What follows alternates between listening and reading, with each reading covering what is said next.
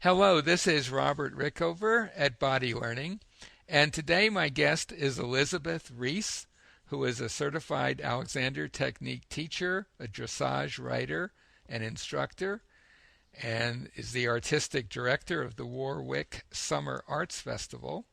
And she is also a faculty member at Postural Rehabilitation, which is a training program for veterinarians using alternative care in the treatment of dogs and horses. Welcome to the show, Elizabeth. Thank you. We just had a conversation about the Alexander technique and riding and dressage and that whole area. But I thought it would be interesting to have another conversation about your work with veterinarians who are treating dogs and horses. So maybe it would be good, since a lot of the people listening to this aren't going to know what the Alexander technique is, to start, if you would just provide a very short description of it for our audience. Yes, the Alexander technique, which has been around about 100 years, is very similar to the concepts we talk about in horses in terms of a horse moving well, which is moving with a dynamic relationship between our head, neck, and back, and finding a place of poise, and stability. Mm-hmm. And how does that come into play when you're working with caring for dogs and horses? And are there other animals involved, or is it confined to dogs and horses? There are a few cats that wander around the workshop, but yeah. it's primarily we're working with dogs and horses. And what's the history of that program, and how does the Alexander technique fit in with that? The program started, Dr. Judith Schumacher is a veterinarian and a chiropractor and various other things. She's trained in treating horses and dogs in an alternative way. And her friend and colleague, a woman, Dr. Karen Gelman, that was out of Cornell, is primarily interested in research, but also in this alternative way. And she came actually down to do an externship with Judith Schumacher, and had done her PhD on the relationship of the head and neck in movement in horses, in equines, and was able to put into words what Judith was doing that Judith was just doing with horses. And what it was that she was doing is that she has, after adjusting and fixing and trying to get to the root of lameness in a lot of horses, is that she was separated out the idea of mobility from stability. Another way to say this is the biggest problem with horses is they couldn't stand up. So we are trained in riding to look at lamenesses in the walk, trot, and canter. How is the horse favoring one leg or another? And what she really came upon, that it wasn't the issue of whether they were favoring one leg or another, and so therefore the issue was in the foot was sore, the hock was sore, whatever, but that it was fundamentally a postural default or a postural misuse, that the horse just wasn't standing up well, that the horse hind legs were what we call camped in, too far underneath the horse. The horse was not balanced on all four legs.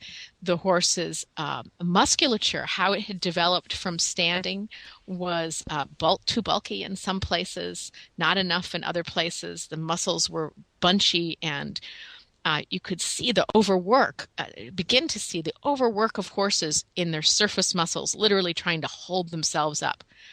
Well, if you can't hold yourself up while you're standing, good luck while you're running across a field jumping very large obstacles.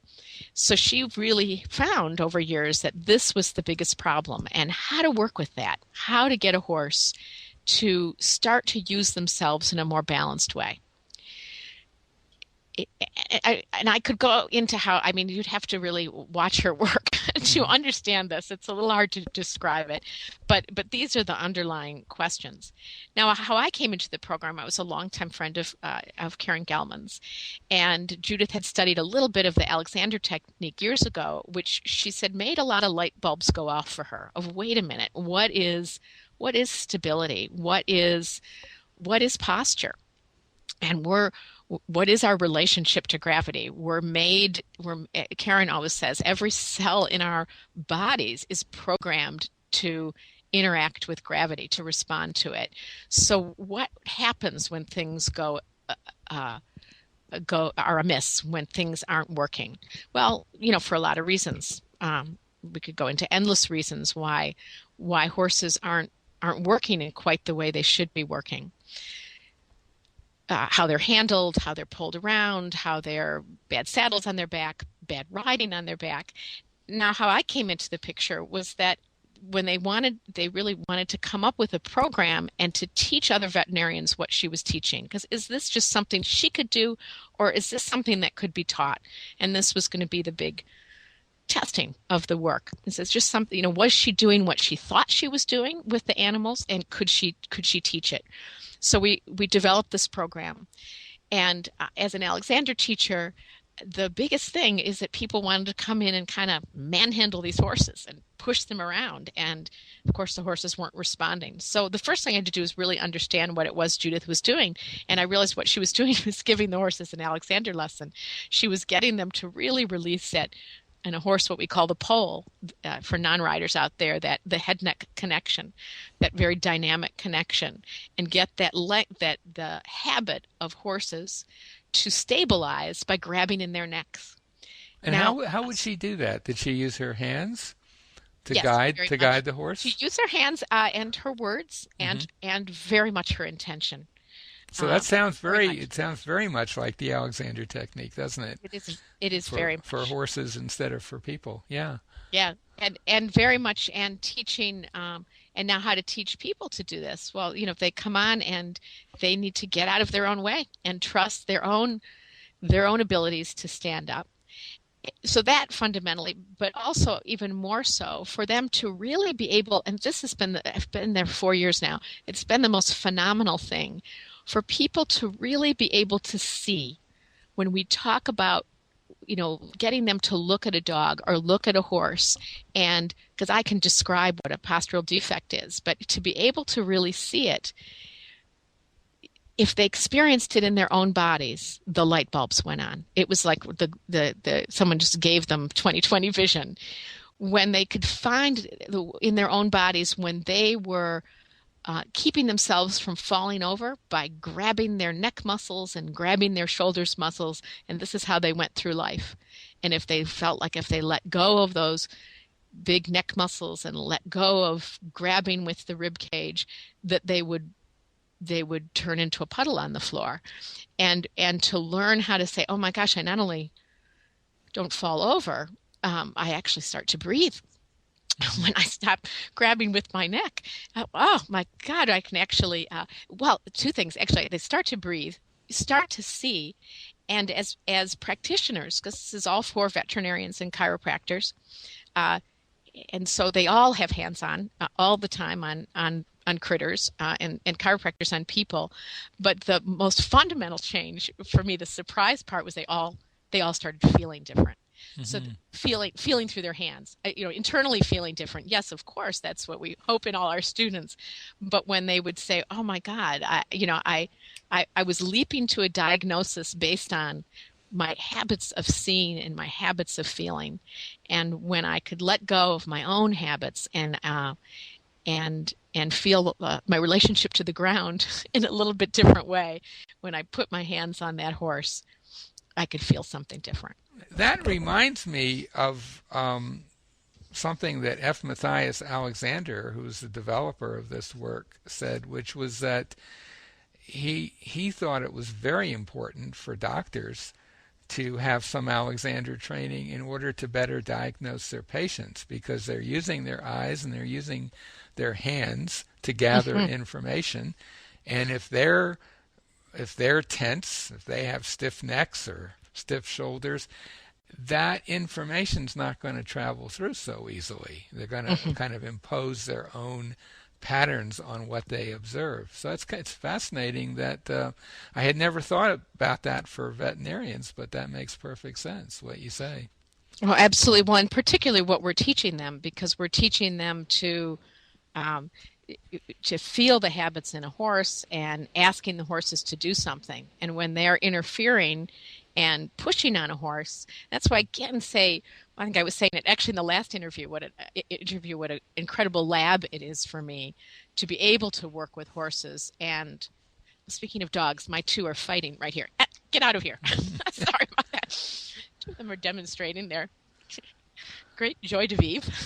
Right. um, uh, So, for a dog or a horse owner, or really any kind of a pet owner, I suppose, cat owner, who hears this and thinks, "Wow, I would like to get some of these benefits for me and my pet," or a veterinarian who's listening to this and thinks this might be a useful thing, is there short of going to the postural rehabilitation classes that I guess they offer, and maybe you could say a word or two about that and where they are.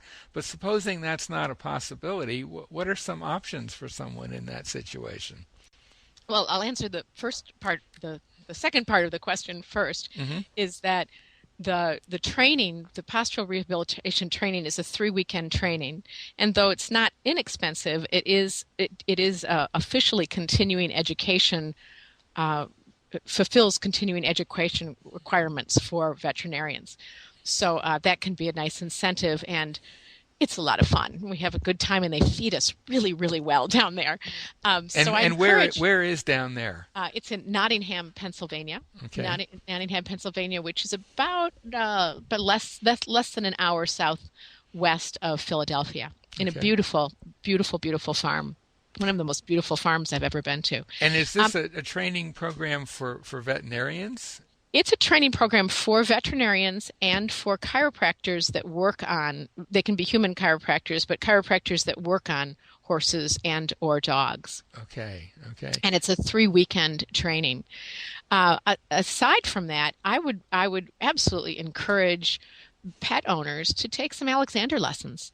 We've talked about putting together a lay program, which we have not yet done, but until we do, I would really suggest taking some Alexander lessons and seeing just, very simply, I work with some of my students now on walking their dogs and learning, dogs that, and I'm not the dog whisperer, but not unlike the things the dog whisperer says is that when we're yanking at our poor animals and they're responding, and then we're getting mad at them for responding.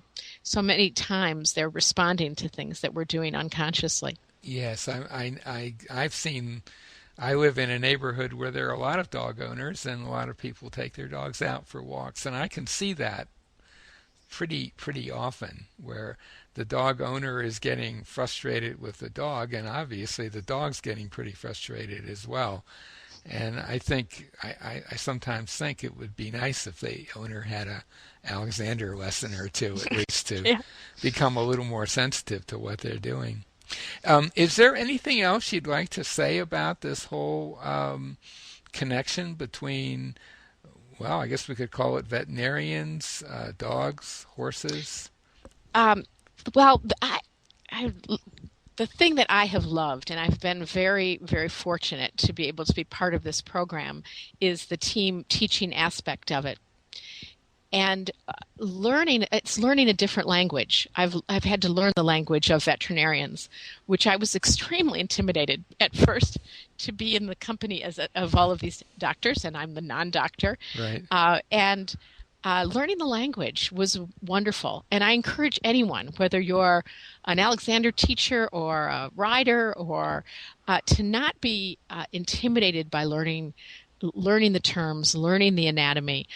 In this program, I've been able to participate in all the dissections that we do, get wonderful, because I'm talking about from the use point of view, but there's a huge part on farriers of having the foot very well balanced, and a wonderful equine dentist that we work with of having the teeth the teeth floated in correct ways so that the jaw, because of the amount of proprioceptive information that's in the jaw, and of course horses, their teeth keep growing, so keep emerging really. So it's very important to have a good teeth float. But how that all comes into play, I'm back always to the human end of it. How all of that, how we use our jaws, how do we grind our teeth? Do we hold too much in our teeth? How are we balanced on our feet? Do you wear heels much?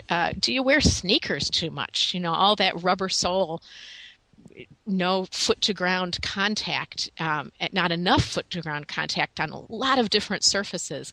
And how this all applies to a human is wonderful.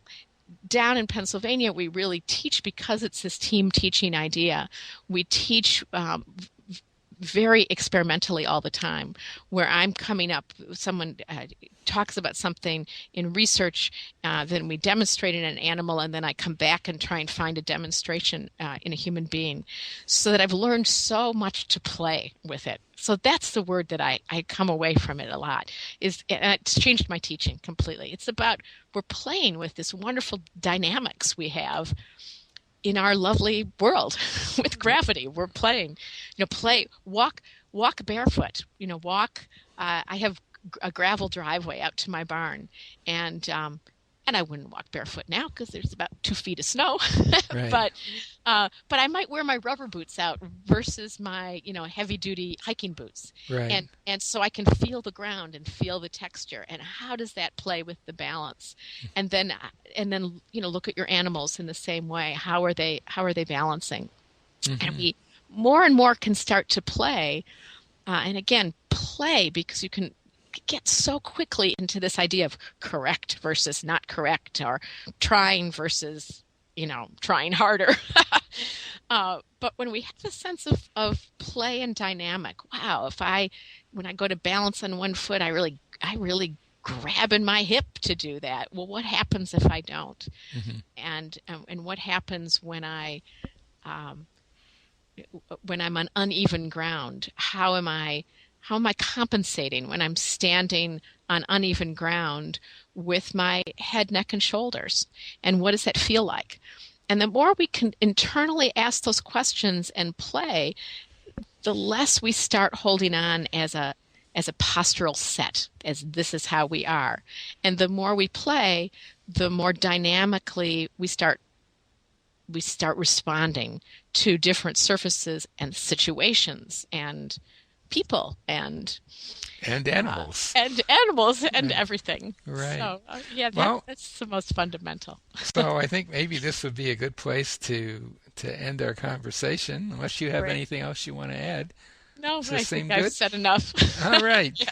Well, I've been talking today with Elizabeth Reese, who is an Alexander Technique teacher who lives in Orange County, New York, which is about an hour north of New York City. She also teaches on an Alexander Technique training course in Manhattan, and she's available for lessons there as well. And she is a dressage rider and instructor. And we've been particularly talking about her role as a faculty member at Postural Rehabilitation, which is a training program for veterinarians using alternative care in the treatment of dogs and horses and other animals as well. Elizabeth, thank you so much for being on the show today. Thank you so much, Robert. This was a lot of fun.